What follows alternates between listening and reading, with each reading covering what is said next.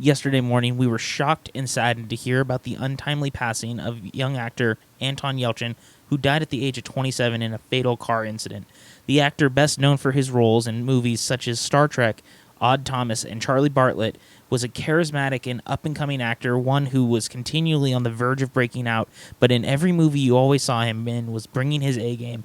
Over the last decade, Yelchin really reached out to the audience, showing what a great young actor he was and just how much he loved his craft. And not only that, but loved film in general. This is a huge loss for us as film fans, as well as his family and friends. And we here at Real Film Chatter would like to send our condolences to his family at this time. In light of this situation, we decided not to post our brand new episode yesterday, and in fact have decided to do this tribute episode that will be different, putting aside movie news for the day to talk about Yelchin's career, life, and how much he meant to us as an actor and how much we are going to miss him.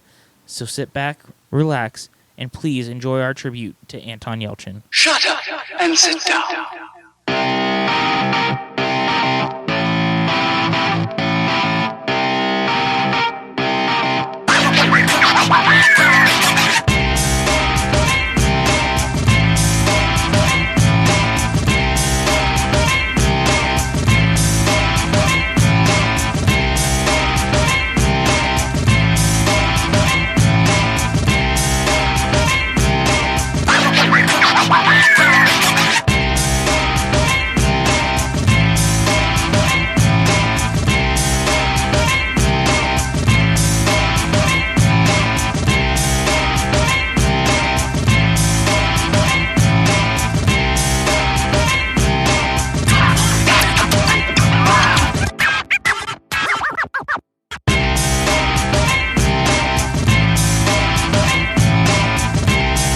Hey everyone, welcome to Real Film Chatter. As you heard earlier, this is clearly a special episode for us.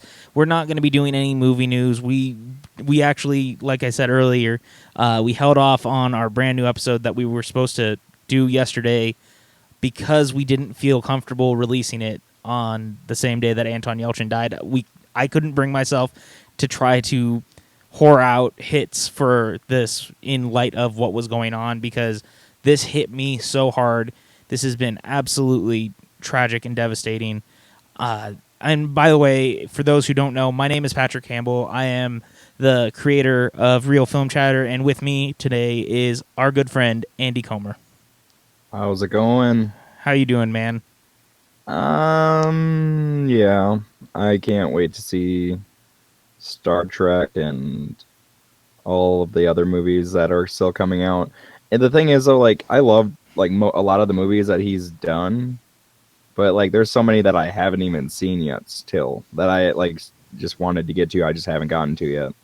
Yeah, I think that's interesting is that, you know, for a lot of people, they'll recognize Anton Yelchin most likely from Star Trek, of all things, because Star Trek is really the movie that he was in that was probably the biggest. But a lot of people, at least around our age, probably, the first thing I ever saw him in was Charlie Bartlett back in 2008. This movie came out right around the time that Downey Jr. was about to hit his resurgence. It was right before Iron Man, right before Tropic Thunder, just a little bit after Zodiac, and it was this little movie, a little indie movie, that was kind of a John Hughes-esque comedy from the way the trailers were selling it. And it had this young kid at the forefront and Downey Jr.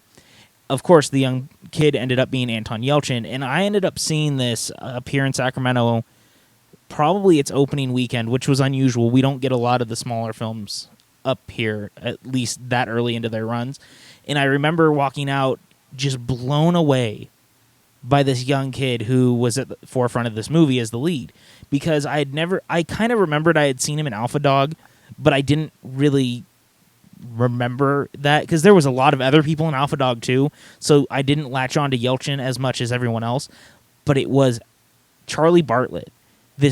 He was so cool, he was so good, he was so charismatic as this kid who, you know, he was forced to grow up too soon, and he's always in these private schools, in and out. He's always getting in trouble, so he finally goes to public school, and he ends up trying to become popular by helping the kids scoring prescription drugs for their problems.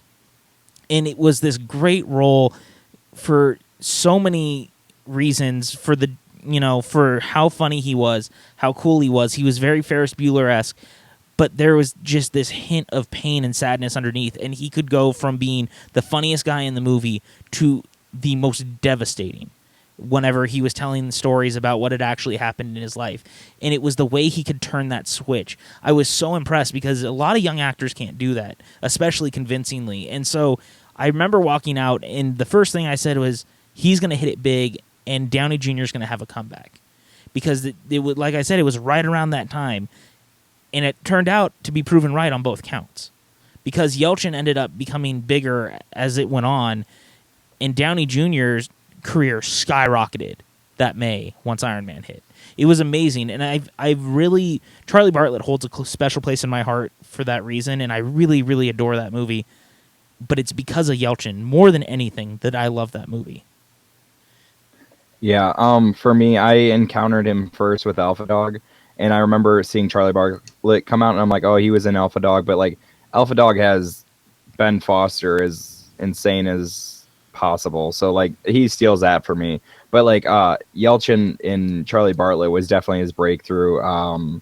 It's an amazing performance and a great role for, especially like someone that is an unknown. Like that just came out of nowhere, really, and he's just, that whole movie, like you said, it is great, and it has great messages in it and stuff like that.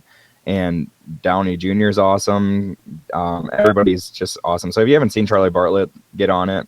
Like Patrick said, like the thing that comes off the most is how charismatic he can be, and then like how he can just turn the switch like when it's like time to like have a really emotional connection with someone.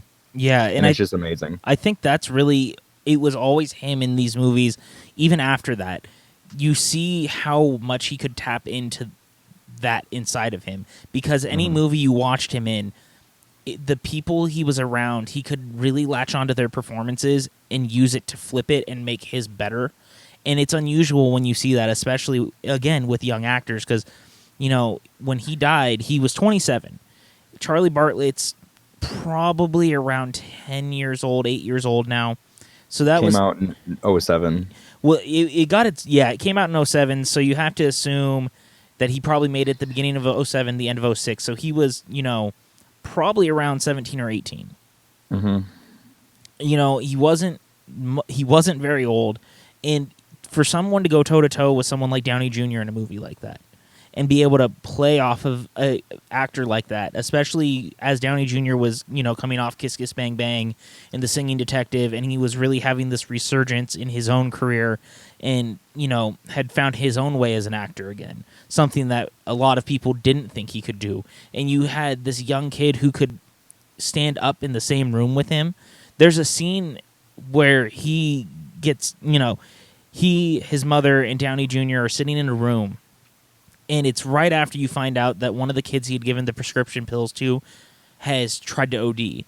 And there's this moment where, Downey Jr.'s talking to him about it, and Yelchin's character of Charlie is very much kind of getting a little vindictive towards him because he's dating his daughter, and so he's getting frustrated with him, and he starts to kind of bite back in his words and the way he's talking to him.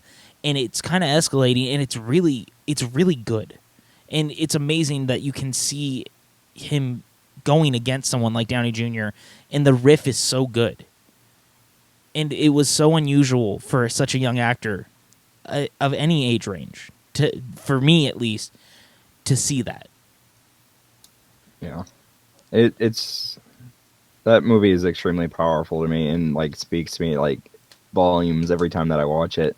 Sometimes it's kind of hard to watch, but he just knocked it out of the park, and it makes total sense why after that he started picking up bigger roles. Like he got into Star Trek, and then he got I think Terminator, and then like the thing that I really liked about him is that he could do that stuff, and then he would flip it over and just do like some indie stuff, and then flip it back, go to the big stuff. And like I think he does one thing he does a lot better than a lot of other actors, especially his age, actors in general though as well.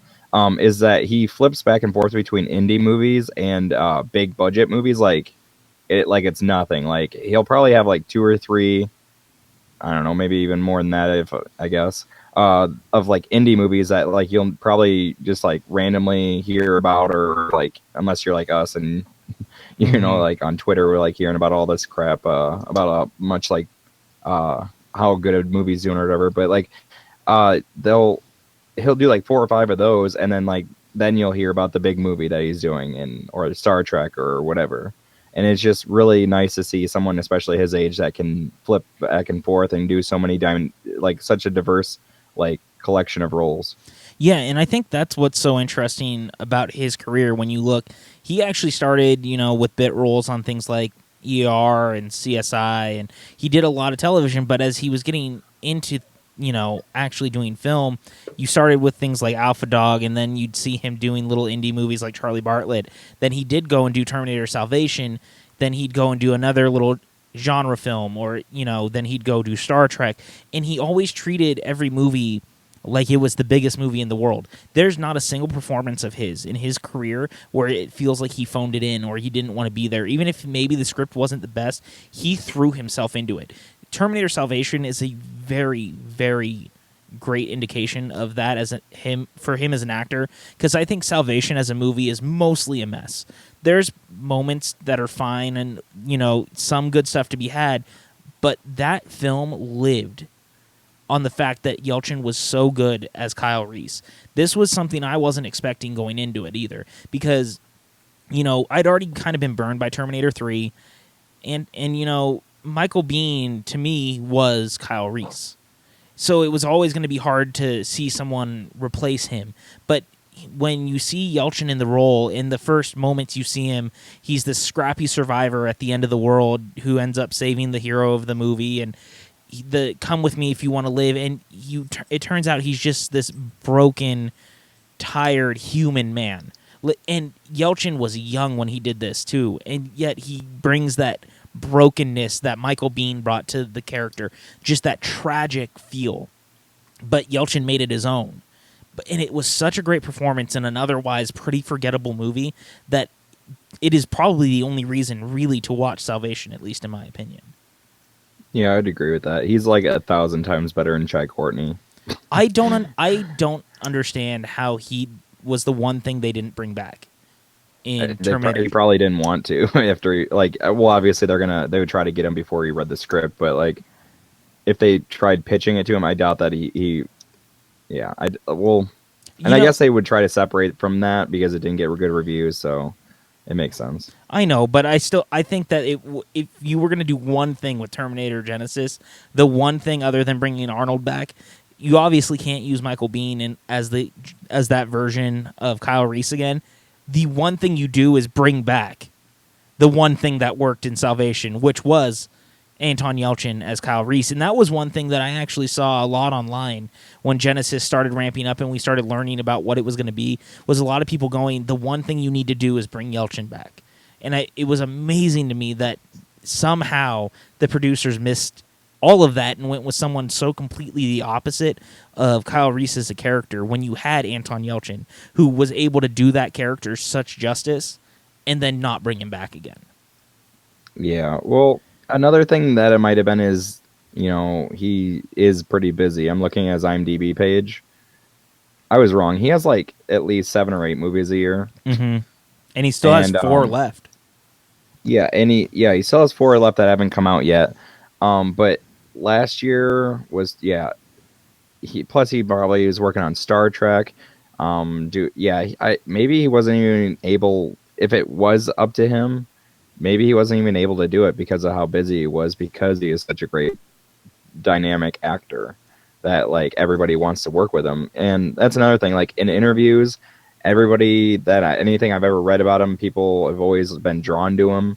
He's always been a really nice, down-to-earth guy that everybody enjoys having around, and it just sucks that this happened. Let's talk about that a little bit, because yesterday, as the news broke, a lot of us were in shock. I know you and I were having a really hard time even kind of dealing with it, because for me, the way I want you guys to understand, I don't talk about my age or anything much on the show, but I'm 26. I'm not much younger than he was. He was only 8 months older than me, and there's this feeling that I can't let go of the idea that this young guy who was around my age, who was here 1 minute full of energy, doing all these projects and all these things, has suddenly been pulled out of this world. And there's just something so heartbreaking and so unreal about that it's really gotten under my skin in a way that I didn't expect. And I think it's because of, like we were talking about, I connected with Charlie Bartlett on a level because I was a senior in high school when that came out. So I connected with that on a much different level than most people might. And after that, it just, I watched him grow, and he was around the same age as me. So to watch this guy grow in his career the same way that I was trying to grow in my own career, I kind of felt like an equal. And he felt he felt like someone you knew. There was an everyman quality about Yelchin that a lot of actors don't have. And I think that you see that in the pictures that were posted of him, where he was walking the mama duck and her ducklings across the road, and him just hanging out with a dog. There was an everyman quality to him that most actors don't have, and I really felt like he could have been someone I hung out with and someone I knew, and to have that ripped away, it doesn't sit well with me. It really has gotten under my skin. Yeah, I'm just under a year older than him, or than he was. So yeah, I was about the same. I'd just gotten out of high school when Charlie Bartlett came out, and I had a lot of things that connected me to that, and it just really blew my mind. And when I first heard it, I honestly thought it was like one of those fake ones. Yeah, actor dies on vacation, he running into a tree. Yeah, it's just like I don't know. Yeah, it's tragic, and I don't. This sucks. It does. I don't know how this happens, and it happens it happens more than it should, obviously, but it could happen at any moment to anybody. Yeah, and especially with something so freak as this thing with the Jeep, where it turns out, his Jeep was supposed to have been on this recall sheet because it was having all these issues, and for something like that to happen to someone so young in such a freak way, this reminds me of James Dean in a lot of ways. And I said this yesterday, I really feel like for our generation, this is our version of James Dean, this actor who was really coming into his own, which was, critics loved him. Audiences were starting to love him. He was so close to being on the verge of this huge breakout, to have it ripped away, around the same age, dealing in an auto accident. It's very eerie how kind of similar it is. And we aren't the only ones who felt this. There was an outpouring yesterday of just heartbreak and regret through Hollywood of what was going on. First, I want to read a few things that were actually given to us by some of those here at Real Film Chatter who couldn't actually do the episode. They actually wanted to be here. They couldn't because, this is just one of those things you can't plan for. So we do have a few blurbs that I would like to read. The first was actually from Sam Taylor. He's our co-host who is here every week with us when we're doing the show, and he had this to say: Anton was a great actor you don't see anymore. He truly brought a new life to his characters that existed before, and real humanity to the countless characters he created. Today, Hollywood and we, the audience, have suffered a great loss. And I really can't argue with that. I think that he completely nails that. Definitely. Following that, we had Sarah, who had this to say. Sarah is here. She's usually our kind of host coordinator on the show now. And she said, hearing about a loss like Anton's is truly a tragedy. News unlike anything I've heard before. He was so young, so much potential, so many more films to be made. Smiles to plaster on faces, memories to create. But right now, Just oh, the many, many tears. The eccentric Anton was a gem on the screen. From Star Trek to Fright Night, his performances were always on point. His career was just getting started, but with what we were given, I just want to say thank you to Mr. Yelchin. You will always be a part of my Trekkie heart. So, Sarah is huge into Star Trek, so for her, this was a huge just punch in the gut. Much like the rest of us, it just was. Jason also had this to say: my condolences to Anton's family and friends. This is truly a tragedy and a heartbreak to not only them but to his fans as well. We had he was one of the best parts in the first Star Trek movie. His Victor line with him getting pissed at the computer because it could not understand him due to his accent being so strong was amazing and memorable. He was such a great underrated talent, and it's sad to think that we may have never seen him in his greatest role. I could only hope that his family and friends can find comfort in the love and respect us as fans have for him. Rest in peace, my friend.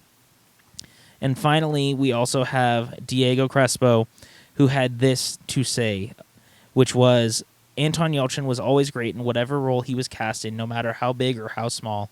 A true talent I'll miss seeing on the big screen. I mean, that's just from these voices here from this podcast, and that's not even considering the outpouring that we've seen from Hollywood itself. J.J. Abrams tweeted yesterday from Bad Robot's Twitter was this little picture and a handwritten note, and it said, Anton, you were brilliant. You were funny as hell and supremely talented, and you weren't here nearly long enough. Missing you. Guillermo del Toro said Anton was a sweetheart, absolutely a great creative partner and artist. They were actually working on a brand new show together. Stephen King said terrible news about Anton Yelchin, crazily talented actor gone too soon.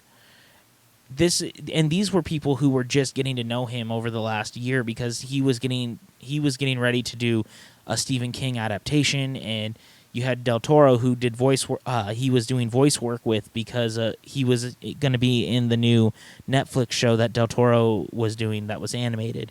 Then you have Anna Kendrick saying this is unreal. Anton Yelchin is such a talent, such a huge loss. Chris Evans saying, devastated to hear about the brilliant Anton Yelchin. He was a thoughtful, kind, and gifted. My thoughts and prayers are with his family. John Chu, his Star Trek co-star who plays Sulu, said, I loved Anton Yelchin so much. He was a true artist, curious, beautiful, courageous.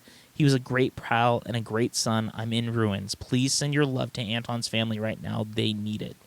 His Huff co-star Hank Azaria said, devastated about Anton Yelchin. He was a sweet kid. My heart goes out to his family. This is just, people that he was working with. Zachary Quinto said, our friend, our comrade, our Anton, one of the most open and intellectually curious people I've ever had the pleasure to know.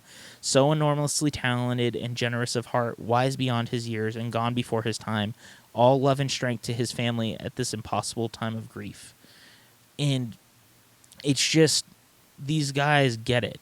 And we all understand. This is just a horrible, horrible heartbreak for so many of us. And to see the outpouring of love from co-stars and people in Hollywood that maybe not even worked with him, like Kevin Smith, who said that he had the chance to actually meet Yelchin at an airport one day. With him and his mom, and they talked, and he was such a great kid, and he never worked with him, but that Anton was so genuine and so cool, and that was something that we heard a lot about. It's just killer. It's absolutely devastating, and for the next week, basically all the movies that I'm going to be focusing on are going to be rewatching his.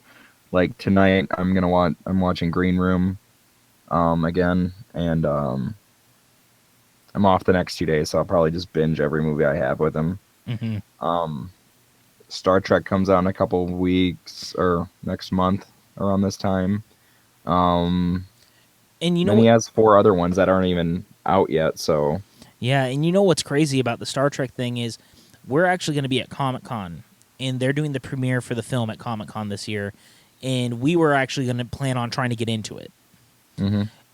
And to think they were going to have all the cast there, you can almost guarantee Yelchin is going to be there. I feel like the vibe is going to be so much different now. Yeah, because now, definitely. yeah, it's not going to be us just being super excited. We're seeing Star Trek. I feel like it's going to be something more of a mourning almost, and like us coming together as fans to say goodbye, which is a much different thing that you want the premiere to feel like. Yeah, definitely. It's this is just all like it happened yesterday, but I'm still like cannot believe that it happened. And more people need to know about him and how great of an actor he was. And so and just watch his movies because like yesterday when I was like snapping about it, like I had some friends I had no idea who I was even talking about. I'm like, who are you? Like, Oh, come on, watch Charlie Bartlett. Like, watch Star Trek at least. Like every role that he or every movie he was in, I can't think of one where he like annoyed me or I didn't care about his character. well, I don't think he had the potential to ever do that because, like I Yeah. said, I felt like he, as the everyman, going into these movies and then throwing himself into everything, treating every movie like it was important, treating every movie like it was the next big thing. Didn't matter what it was, he was always great in it. It didn't Yeah. matter who he was playing. And I think that when you look at movies like Burying My Ex, which is a great little genre film that Joe Dante, who directed Gremlins, did with him just a few years ago. It's got him, Ashley Greene, and Alexandra Daddario, and he's so fantastic in it. And he loves genre movies. You could tell. When you see him doing movies like Green Room, when you see him do movies like Fright Night, when you see him doing movies like Burying the Ex, he was a fan. He actually was a regular at the New Beverly down in Los Angeles, seeing movies all the time, throwback screenings to these big genre movies that he loved that Tarantino would program.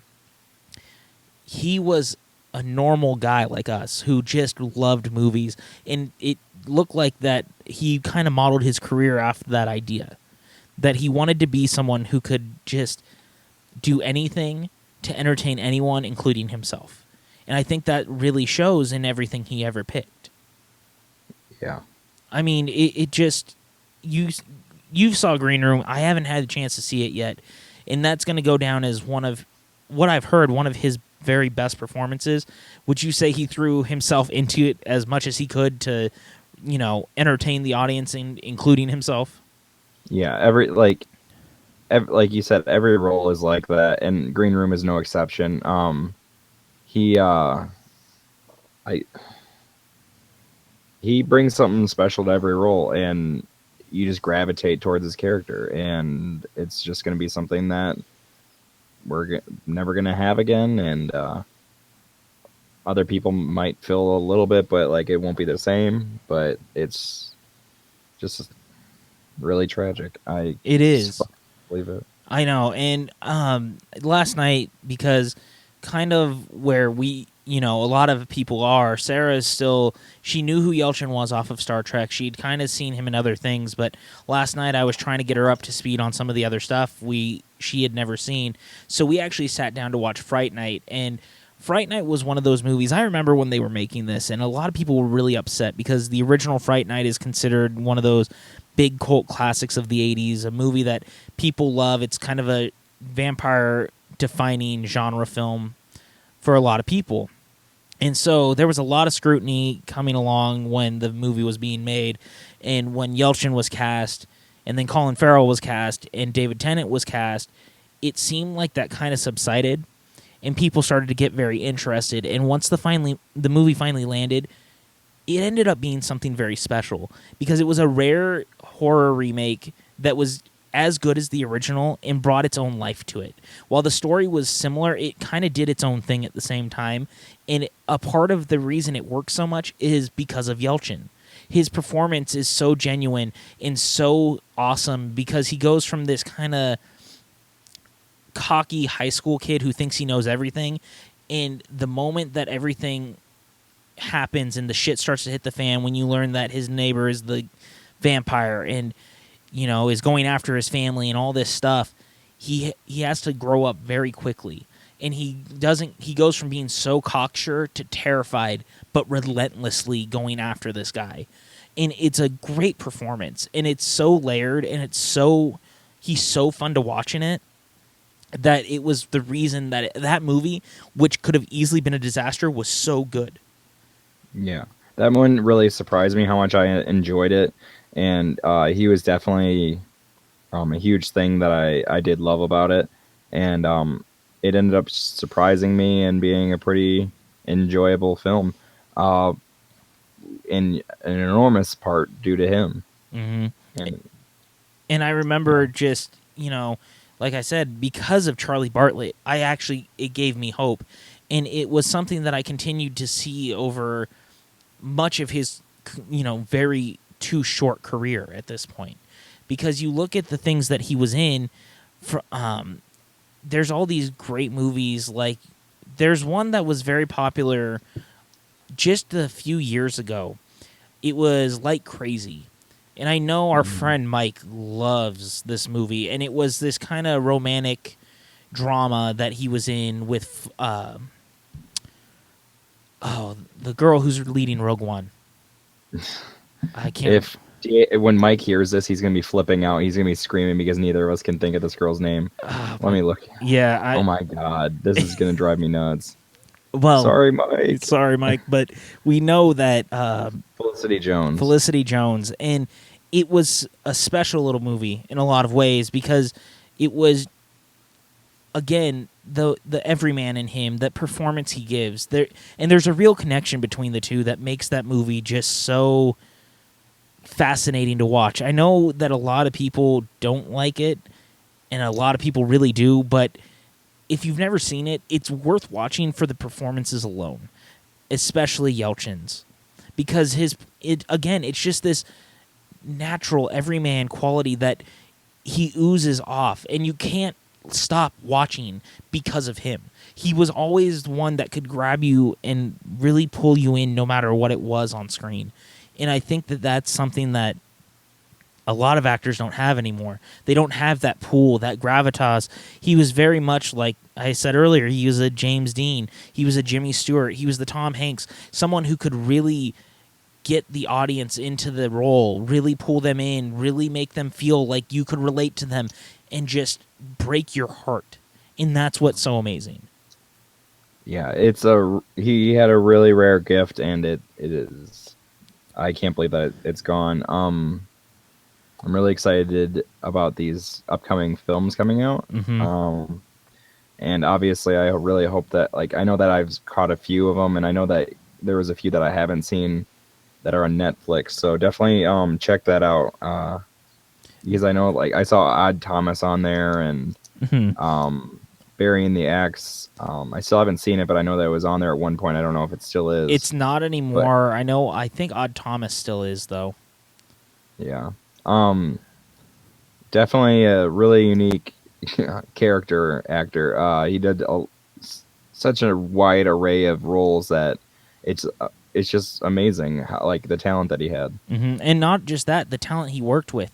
We talked about earlier when you looked at Charlie Bartlett, it was as Downey Jr. was coming into this kind of career resurgence.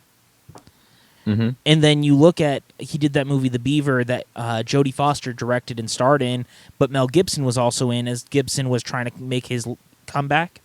Then you I look, still haven't seen that one. I want to check it out though. it's quite good. It's really quite good. So you have that. Then you have him working with guys like Abrams. You have him working alongside guys like Christian Bale and women like Bryce Dallas Howard.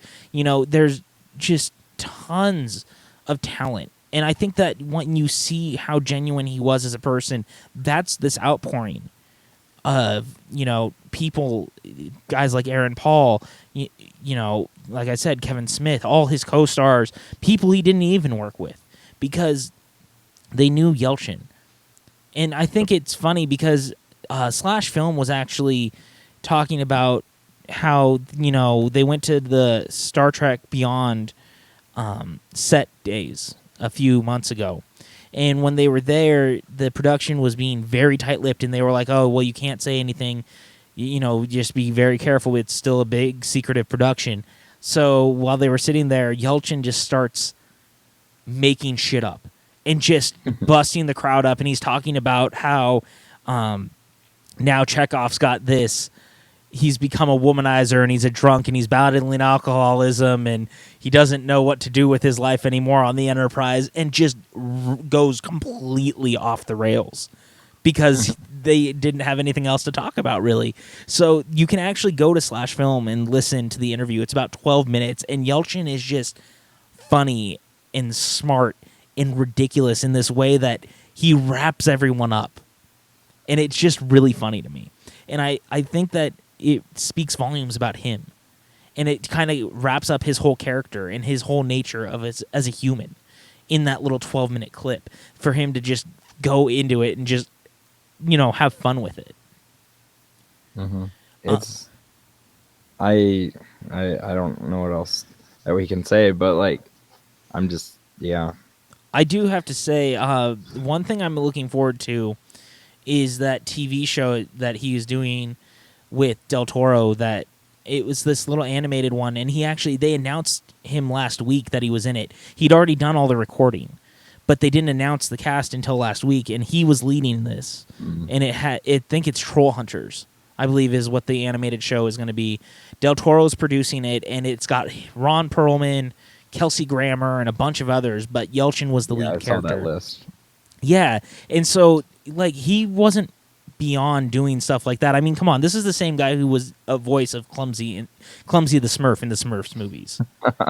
and I think that those may be the only movies in his career I don't necessarily own, and I probably never will. But I think it speaks volumes that he was willing to voice a character like that in a family movie when he could easily have been like, no, that's beneath me.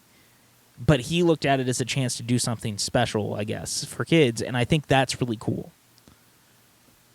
Yeah. Just so unique and so talented. It's just, yeah. Yeah, I can't agree with you more. We've talked about Charlie Bartlett. What are your favorite performances by Yelchin outside of Charlie Bartlett? Because both of us have really focused on that. That one to me is his best. I would probably say, even though I didn't really connect with the movie, Odd Thomas, I thought he did a really, really good job in that. I really connected with his character, but like the movie was kind of a little goofy for me that I didn't really dig it that much. But like we've been saying, he like even in the bad or in his not great movies, he still put in a great performance that people could connect and relate to. Let me look at his list right here real quick. I gotta ask you, because if you guys don't know this about Andy is a big Nicolas Cage fan. Andy loves The Cage. We actually talk about all the time that we should just do like a Nicolas Cage podcast and go back and through his career and watch all his movies and talk everything Nicolas Cage. That'd be funny. There was a movie he did, I think it was last year or the year before, called Dying of the Light. And I didn't see that one. It's a Nicolas Cage movie with Anton Yelchin. Okay, I did not see that. Yeah, so I actually just ordered it on Blu-ray. I didn't even realize this was a movie that existed until today. That's funny. So now I'm very excited because I feel like I get to share something special with Andy as we watch Nicolas Cage and Anton Yelchin together in a movie. Yeah. He just had a presence in every movie. I can't. I'm looking at all these. Like, Only Lovers Left Alive. Oh my God, he's so good in that. Like Crazy, we talked about that. Chekhov and Star Trek. Like everything. I can't pick one outside of that. Yeah, Green Room is awesome. Yeah, I don't know. New York, I Love You was an okay little anthology film, but I always liked his story. I thought he was quite good in that. I can't recommend Terminator Salvation enough just for his performance. It's not necessarily a very good movie, but he's so good in it. Burying the X is, like I said, something that I really adore. There's an episode of Curb Your Enthusiasm. It's The Blind Date, I believe. That was one of the first times I ever saw him. I'm a huge Curb Your Enthusiasm fan. He is fantastic in it as this kid Stewart. I'm sure you can actually find the clip online. I kind of saw it floating around yesterday. And even the TV show Huff that he did, it was only 2 seasons. I believe it was on Showtime. You can find the DVDs of it. I think it's even on Showtime on demand now. He's so good in it. He plays Hank Azaria's son, and it's a really good performance. He's even younger than obviously he was when we watched like Charlie Bartlett and things like that. But it's a very good performance, and I think that it just you're right. He had a presence, he had an energy, and it was infectious. And I think that it's a huge loss, not just for us as fans, but I think it's a loss to Hollywood and to cinema. You lose someone who loved their craft so much and really threw themselves into anything from blockbusters to genre fare, which is very rare for a lot of these actors.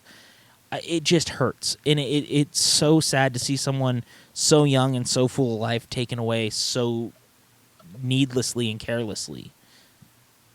Definitely. I can't.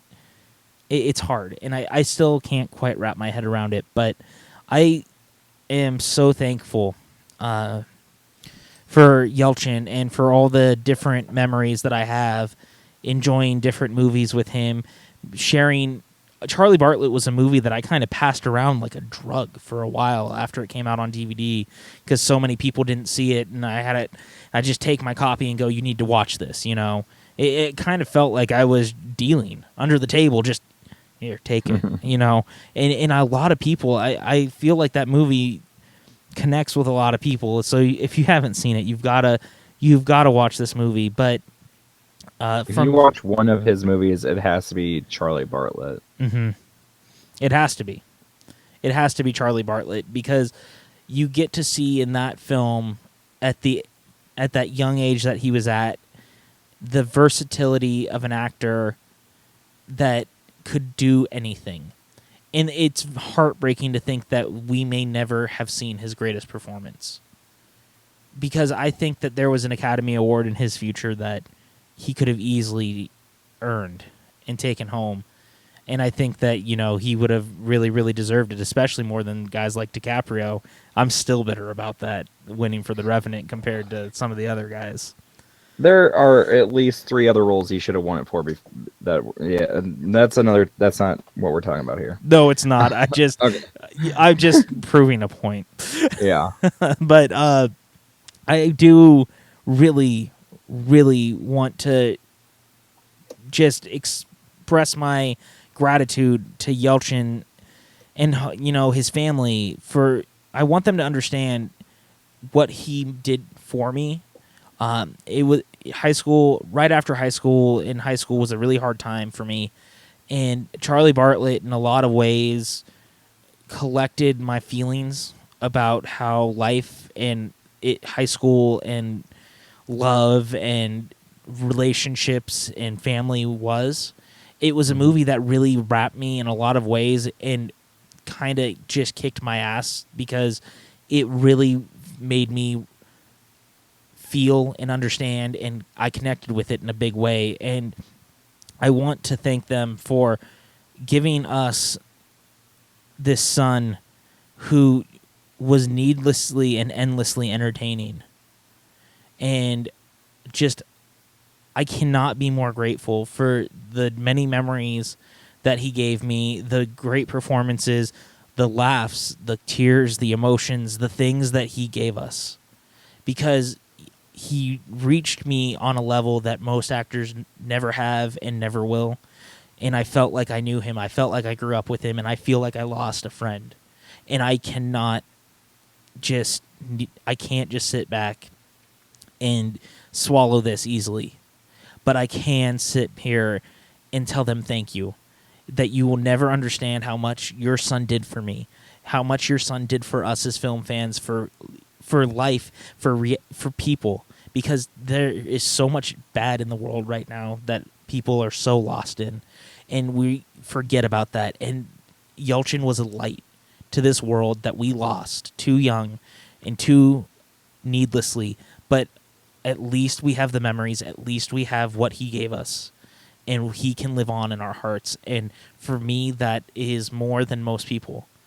And I think that speaks volumes. And I just want to say thank you to the Yelchins. I want to say God bless you, Anton Yelchin, for the things you did. And live long and prosper, my friend. You were amazing, and I loved you as an actor, and I loved you as a friend, and I want to thank you for everything. Yeah, it's I there's nothing else that you can really say. You know how much I love Perks of Being a Wallflower. That movie, or the Charlie Bartlett, is like almost same level of impact on me. And that's, like we've said, because of him, and he just connects with people and has so much charisma, and it's such a bright light that was just put out, and it's just terrible. I feel so bad for everyone that knew him personally because of how bad we feel, and we never even met him. It's just he impacted people's lives, and now everybody has to pick up the pieces and move on, and it's terrible. Yeah. I just hope that for his family, they find peace in the love that the world is showing for Yelchin tonight and for the next forever. And I hope that his performances continue to live on, and especially a film like Charlie Bartlett that I feel is so important and so sadly overlooked, that it's something that will continue to live on, if only because of his performance and how much it means. And I hope that with someone like Downey Jr., who's also in the film, that even if it doesn't live on by Yelchin, at least it lives on by Downey Jr. so that people find it. And that would be enough for me. Yeah, definitely. So with that, guys, I think that we've kind of said everything we can about looking back and talking about Anton Yelchin, a larger-than-life person that was everything that was good in this world, who gave us performances that were beyond words, so magnificent. A fan, he was a son, he was an actor, he was a friend, he was a fan, and he was us. And I think that alone is what made Yelchin such a special actor, and we are going to miss you, man. So thank you so much for everything. Andy, where can everyone find you online? You can find me on Twitter at the Talking Can. Just having fun, going on random little rants, do random polls. It's Twitter. Yeah. I have fun. Me and Diego go back and forth a lot with a bunch of different stuff. So yeah, check me out at the Talking Can. Oh, and of course, guys, you can find me on Twitter at PJ_Campbell or at Facebook at Pastor Campbell _PJ. Don't forget, you can also go like Real Film Chatter on Facebook, and you can subscribe to the show on iTunes. We also now have a YouTube page. All the episodes will be posted on YouTube as well. Just look up Real Film Chatter. You can subscribe to the show there. So thank you guys so much for listening to us looking back at Anton Yelchin. Once again, we just want to say to his family, we are so sorry for your loss. Thank you for giving us such an amazing and magnificent light to this world, and someone who will always be remembered by us, and someone who will always be remembered for his amazing performances. So with that, guys, we will see you guys next Sunday talking more movies back here at Real Film Chatter. Have a great day and live long and prosper. Shut up and sit down.